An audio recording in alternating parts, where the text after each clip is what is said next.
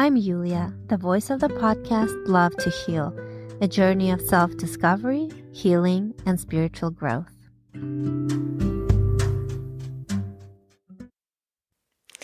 Hi, and welcome to a new episode of Love to Heal podcast. Please follow, like, and subscribe, as well as share with your friends and family. That is really the best way to show your support if you are enjoying this podcast, which I hope you are. And today I would like to tell you about an event that I attended just about a week ago. I don't know if you're familiar with PJ Library. This is an organization that helps people to connect to Jewish values and traditions and overall culture, Jewish culture. And at the same time, they help build stronger Jewish communities in different areas. And what they do, the main work that they do is they send free books to families with kids anywhere from from birth all the way to 12 years of age. And so when my first child was born, which was almost 8 years ago. My baby's grown up.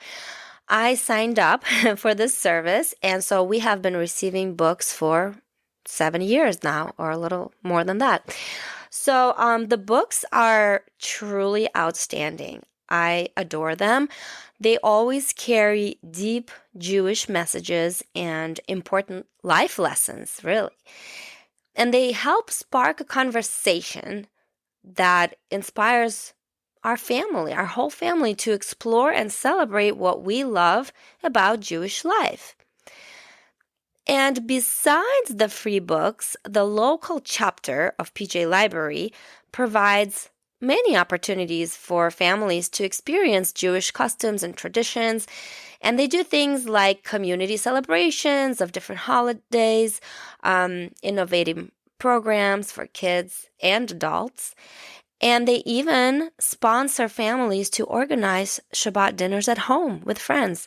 This is something that we have not taken advantage of yet, but I would like to try that out.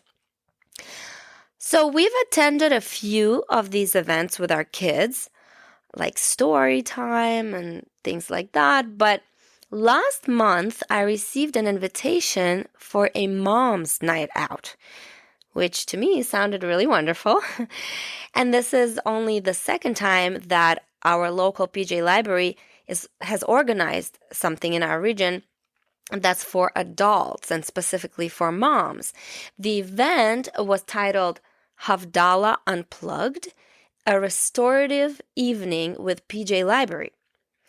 Now, in case you're not familiar with Havdalah, it is a Jewish ritual performed on Saturday night to mark the end of Shabbat, and then also the transition to the new week. The event was scheduled for 7 p.m. on a Saturday, and besides that, there was not a whole lot of information on what to expect, except they mentioned to dress comfortably for light movement, and also that there would be snacks and wine. I didn't want to go alone because I can be shy sometimes, so I invited a friend of mine. And when we got there and we were greeted by the organizers, I immediately recognized one of the moms because her daughters go to the same preschool as my daughter at our synagogue. And I had no idea that she was involved with PJ Library, so that was a pleasant surprise for me. There was a table set up full of healthy snacks like veggies and hummus, and also wine, which is always nice.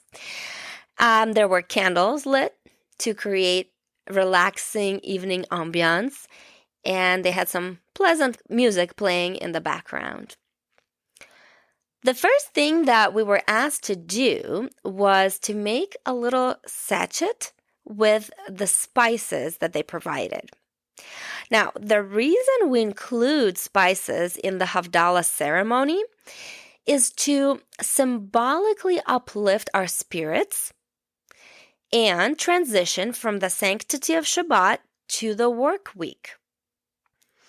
The spices known as besamim in Hebrew are believed to help us appreciate the quote-unquote extra soul that we receive during Shabbat.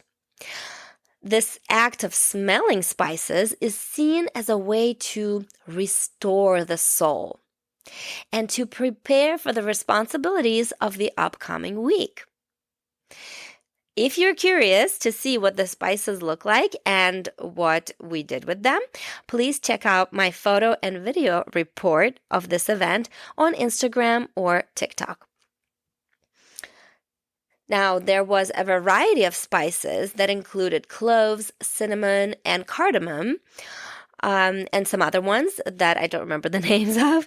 And we could pick and choose what we put in our sachets to then smell throughout the evening. I'm pretty sure I put a little bit of everything in there, including, I think they had orange peel and maybe star anise. And I liked the combination of all of those smells together, so that was pleasant for me. And I would just occasionally smell the sachet throughout the evening. And later on, when we were actually asked to smell it at a specific point in time that I will explain in a bit. After we had made all the sachets, we were ready to begin the movement part of the program. To lead this program, to do these exercises, PJ Library invited Yoshi Silverstein, who is the creator of the Mitsui method system of Jewish embodiment. Yoshi is a multidisciplinary practitioner of embodied creative and spiritual expression, and he introduced us to the concept of Jewish embodiment, which was completely new to me.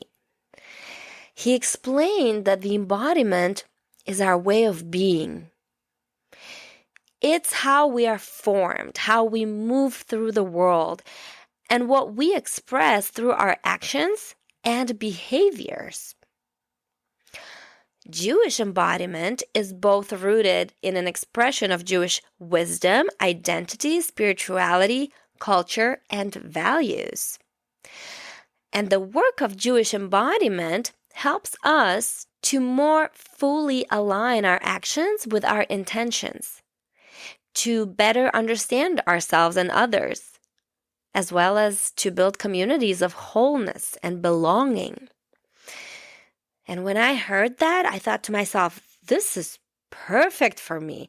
And I couldn't wait to see what he had in store for us. I must admit, when I first saw Yoshi, I was a bit confused as to his nationality and relation to Judaism. I know that I shouldn't think in stereotypes, but he didn't look like your typical Jew, okay? As soon as we did introductions, though, he clarified that he is a Chinese Ashkenazi American Jew. And then, of course, it all made sense. But to be honest, I'm just not used to seeing Jews of different skin colors and face features, perhaps because throughout my life I have been mostly surrounded by just 100% Ashkenazi Jews, I guess, that are fair-skinned and typically have curly hair. So yeah, it was surprising to see Yoshi with his darker skin complexion, his straight black hair, and slightly slanted eyes. So that was really neat to just kind of realize that there are Jews of all kinds of colors and shapes and forms. So that was really neat. The first partner exercise that he had us do was to drop a tennis ball and have the other person catch it, basically. And it started out simple. But as we progressed, Yoshi would have us add different elements of surprise to the exercise. And this, of course, would test our concentration and hand and eye coordination. And then eventually we went to 2 tennis balls, which was really interesting and fun. Now, this practice was meant to aid in the exploration of the physical sensations of our bodies, specifically through movement and in order to cultivate awareness. My friend and I, we had a ton of fun with this exercise. We were laughing and joking and just being silly. And it's really nice to once in a while let your inner child out, In this safe, judgment-free zone, we were encouraged to let go of our roles as caretakers and spend this hour or two just letting loose and doing something meaningful and fun for our physical, emotional, and spiritual health. So then the next exercise was a sort of dance practice. When Yoshi asked everyone who in the room is a dancer, I quickly raised my hand because I am a professional dancer and I thought, all right, I've got this in the bag. But I soon learned that this exercise was not as easy as it seemed, and you probably didn't really need to be a dancer for it so much. But, I think it helped a little that I'm a dancer. So at this point, we actually switched partners, and then we took turns telling each other which part of the body we were to move. For example, we could tell our partner to move just the arms and keep everything else still. Or we would tell them to move the spine, which included the head, only. Or we could move just the legs. So we kind of took our body apart in a way and kind of played with the different parts one at a time. There was some music playing in the background, and then my partner started giving me these commands. And I realized that I'm not used to moving in this way at all. I found myself bent into funny shapes and having to really be present and think about which part of my body was moving and which was staying still. And then later, again, Yoshi tried to make the exercise a little bit trickier each time. We would tell our partner to, let's say, move just the legs and the arms, but not the spine. So we would do different combinations with two body parts at a time and leaving one still. So it was just kind of a really different, weird way for me to move because being a ballroom dancer, I'm used to dancing in a very upright position, moving my body in very specific, coordinated movements according to a book, seriously. And in this exercise, I had complete freedom to explore the way that my body can move to music. And so once we were allowed to actually use our whole body, I found this exercise to be very freeing. I felt like one of those modern or lyrical dancers, I guess, where it seems that there are no rules to moving the body at all. And again, in ballroom dancing, it is all about rules. And while I enjoy ballroom very much, it's a big part of my life, I have to say this type of free movement really helped me explore who I am and what all I can do with my body. And this, of course, is also symbolic of letting myself show my true self without having to worry about, opinions or criticisms of others. So it was a good liberating exercise, at least for me. And once we finished this exercise, now it was time for the actual Havdalah ritual. We sat down on chairs in a semicircle, and we were facing a sort of altar, if you will. It was a low table with candles, wine, and a Himalayan salt lamp. Yoshi started us off with some breath work, and this part really reminded me of yoga practice, especially when Yoshi began using a singing bowl to guide us through the exercise. So he asked us to close our eyes and try box breathing. This is also known as square breathing. It's a breathing technique where you inhale for a certain count, you hold for that count, and then you exhale for that count and hold again for that count, repeating the cycle. So you kind of imagine a box, a perfect box in your mind, and you typically breathe, you take in your breath to the count of 4, you hold to the count of 4, you exhale for the count of 4, you hold for the count of 4, etc. This technique can help to regulate the nervous system. It can help reduce stress, and it also supposedly improves your focus. Yoshi's version was a little different in that he had to start with breathing and holding just for 1 count. Okay. After a little while, he had us move to 2 counts, then 3, and so on and on until we reached the count of 7. And 7 is a very symbolic number in Judaism because it represents not only the 7 days of creation, but also Sabbath, which is observed on the 7th day of the week, the 7-day period of mourning after death, the 7 major holidays that we have in Judaism. And this is just to name a few. But this number 7 is very, very symbolic. And that's what he had us do, go up to the count of 7 and finish with that. After we finished this meditation of sorts, Yoshi took out a small guitar and led us in several songs and blessings in Hebrew.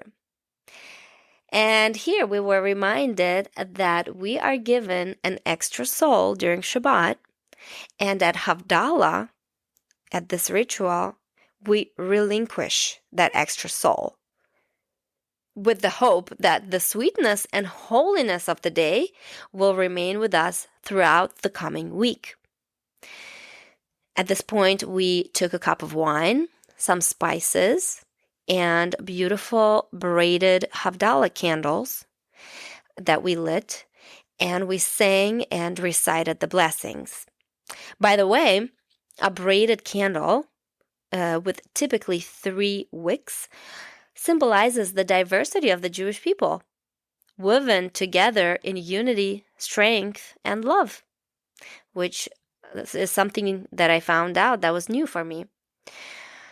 The blessings, I should explain that as well. The blessings, they talk about distinctions between the holy and the everyday, between light and darkness, between the people Israel and the other peoples of the earth, and between the 7th day of rest and the 6 days of work. The blessing over the wine is a symbol of joy. And to sanctify the moment, we sniff the spices. We sniff them also to carry the sweet spice of Shabbat into the next week. And something that was very new to me as well was using the light of the candle to create shadows on our hands. So what we did was we looked at our fingernails and palms in the light of the candles. So you would put your hands, palms up, and kind of bend your fingers in a sort of like a claw-looking shape. And then you would see how on your palms, the light of the candle would create shadows. And this is done to display the distinction, again, between light and darkness. Afterwards, after we did all that, the women that were holding the candles took them and dipped them fireside down into the wine, extinguishing the flames with a rather loud hissing sound that apparently everyone really enjoys. This costume is not actually Jewish law. It's not a requirement, but it is widely practiced, and it's done to add to the meaning and symbolism of the Havdalah ritual. And so that was it. Everyone really enjoyed the evening. I felt very inspired, as I do after such events.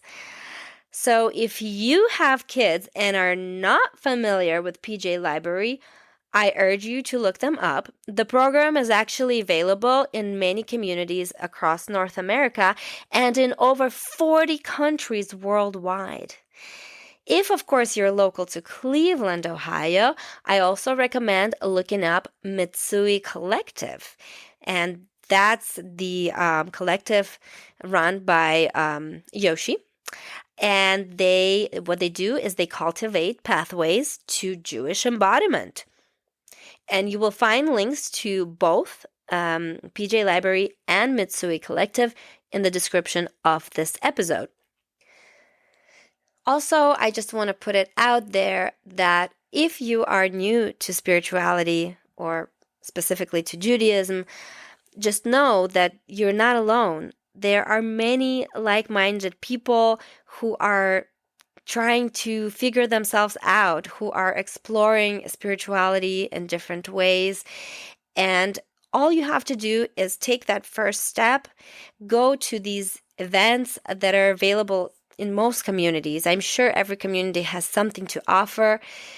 Go to a synagogue, try it out, see how it feels. Don't be shy.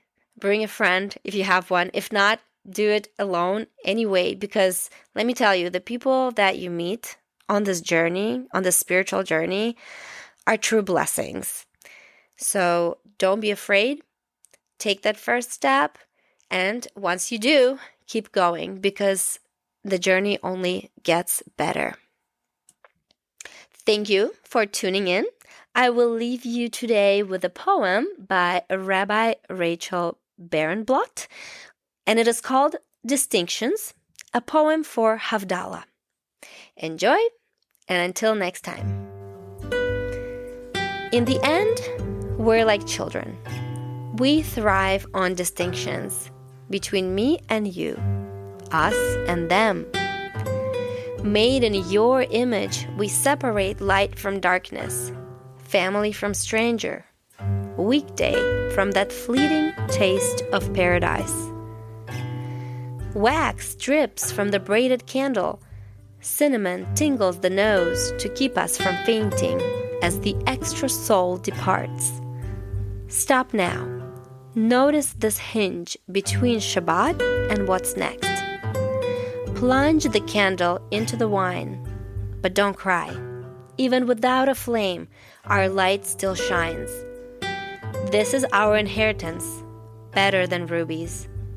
And now it's Saturday night, the cusp of a new beginning, another day.